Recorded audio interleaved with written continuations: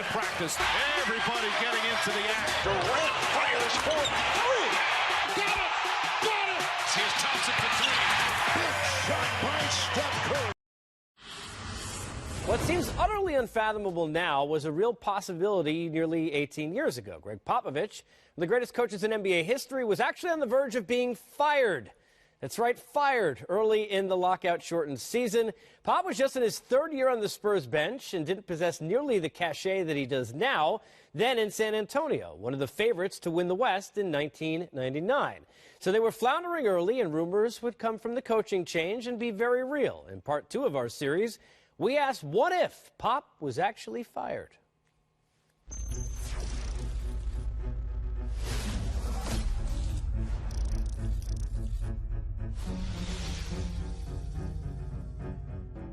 Pop doesn't mind us telling this story, but Pop was on a hot seat. I was on that Spurs team. We're 6-8. I think the Jazz blew us out. We looked awful. We got Duncan and Robinson. We were one of the favorites to get to the finals. Doc Rivers is doing our TV games, and there's rumors that Doc is going to take over for Pop. I was doing actually play-by-play. The games were on the station I work for now. And one of the guys I worked with a lot was Doc Rivers. And all of a sudden, there was a lot of tension now. Is Pop the guy? Should somebody else step in? It was true, and we definitely felt it. We talked about that. We love Pop. And this is before Gregg Popovich of today, 2017-18, with 5 championships and the resume that he has, was that Gregg Popovich. This was the Gregg Popovich of no championships. No championships, no awards, no all-star games or Olympic gigs. Not yet. When the lockout-shortened 1999 season began, Gregg Popovich wasn't on the short list of greatest coaches ever. Instead, he was on a long list of NBA head coaches without job security. After a double-digit home loss to Utah, in which Pop was ejected, the Spurs traveled to Houston. They brought with them a 6-8 record and rumors of Pop's imminent dismissal. I coached overseas for 17 years, and I came to the Spurs really as a guest with R.C. Buford and Pop, and I remember him coming to me and saying, you know, we started out quite slow. I'm not too sure, you know, what my future is going to be here. I want you to know that you will be okay. I will make sure that you are okay.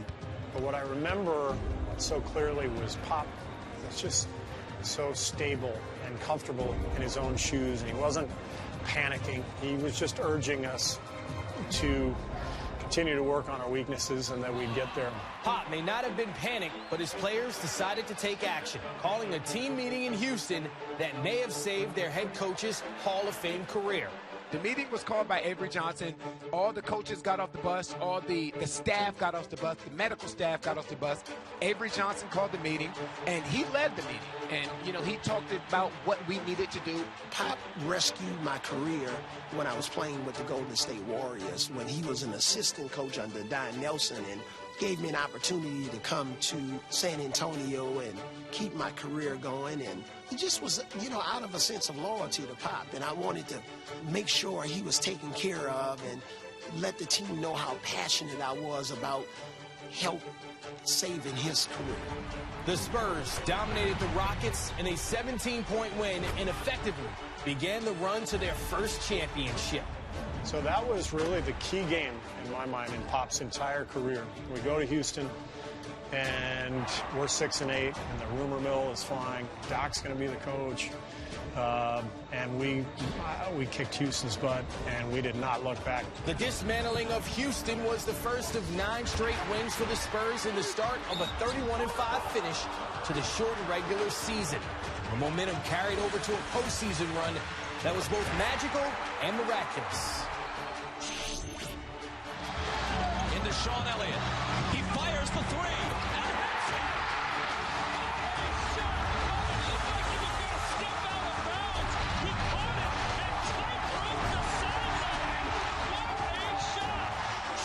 The Spurs went 15-2 in the playoffs, which culminated in the '99 title, clinched by the player who called that team meeting 4 months earlier.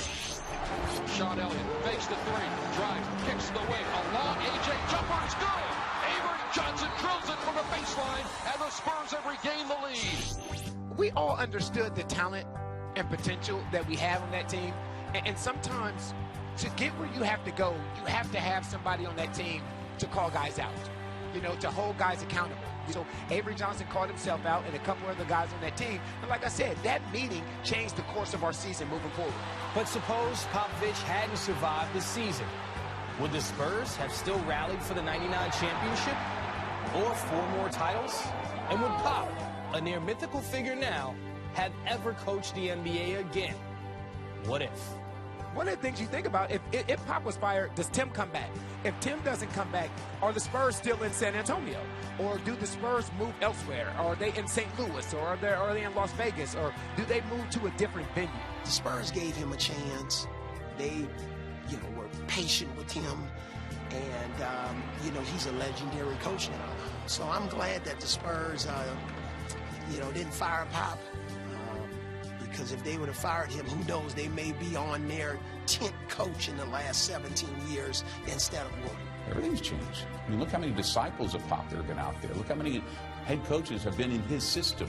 And it's being played all over. At that moment, right then and there, Pop had been removed as a head coach. Don't think we're celebrating 5 championships in the city. I really don't. Had they fired Pop, oh my God, can you imagine? I'm pretty sure he would have resurfaced and done pretty well. But Pop himself will tell you the whole key to his success was Tim and David, right? When you're establishing yourself as a coach, I can vouch for this right now. To be able to establish myself as a coach with Steph Curry and Draymond, Andre, Clay, KD, that's a different deal. Now I can become who I am while winning and while working with talent. Well, that was Pop's evolution as a coach. Duncan, Robinson, Popovich.